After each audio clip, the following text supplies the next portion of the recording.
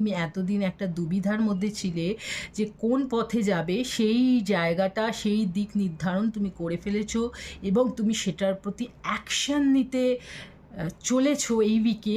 আমি সেটা দেখতে পাচ্ছি এবং অ্যাকশানটা যেটা নেবে সেটা খুব পজিটিভে যাবে তোমার লাইফে, সেটাও কিন্তু আমি এই চ্যারিয়েট কার্ড থেকে দেখতে পাচ্ছি। নাম্বার 7 কিন্তু অবশ্যই ভীষণ ইম্পর্ট্যান্ট হতে চলেছে এই উইকে।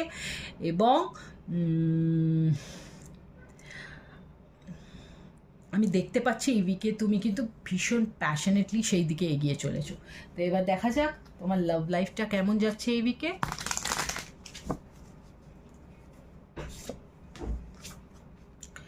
Falling fast, wow!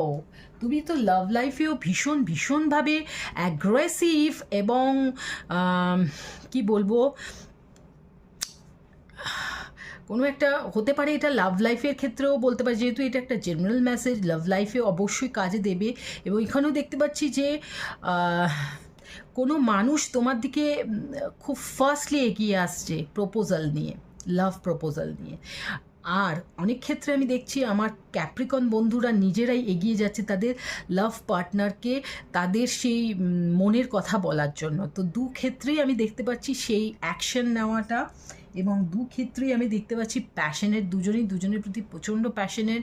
খুব তাড়াতাড়ি নিজেদের ডিসিশন নিজেদেরকে জানাতে চলেছো এই উইকে। নিজেদের মনের কথা নিজেদেরকে যতক্ষণ না জানাতে পারছো ততক্ষণ তোমাদের দুজনেরই শান্তি নেই। তো আমি দেখতে পাচ্ছি যারা যারা নতুন কোনো লাভ পার্টনারের জন্য অপেক্ষা করছিলে, প্রপোজালের জন্য অপেক্ষা করছি, সেই প্রপোজাল বা মেসেজ বা কল সেটা কিন্তু আসতে চলেছে এই উইকে।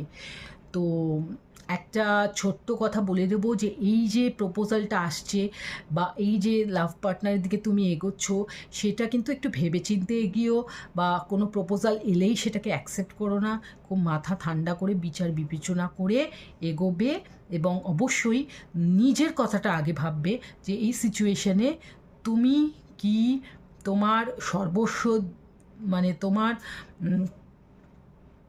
সর্বস্ব দিয়ে কি তুমি এই সিচুয়েশানটার দিকে এগোচ্ছ, নাকি নিজের কথাটা ভাবছো যে নিজে ভালো থাকবে কিভাবে, সেটা অবশ্যই দেখতে বলেছে ঈশ্বর। ওকে, তো নেক্সট আমরা দেখে নিই কেরিয়ার। তোমার কেরিয়ার এই উইকে কী হতে চলেছে ক্যাপ্রিকন।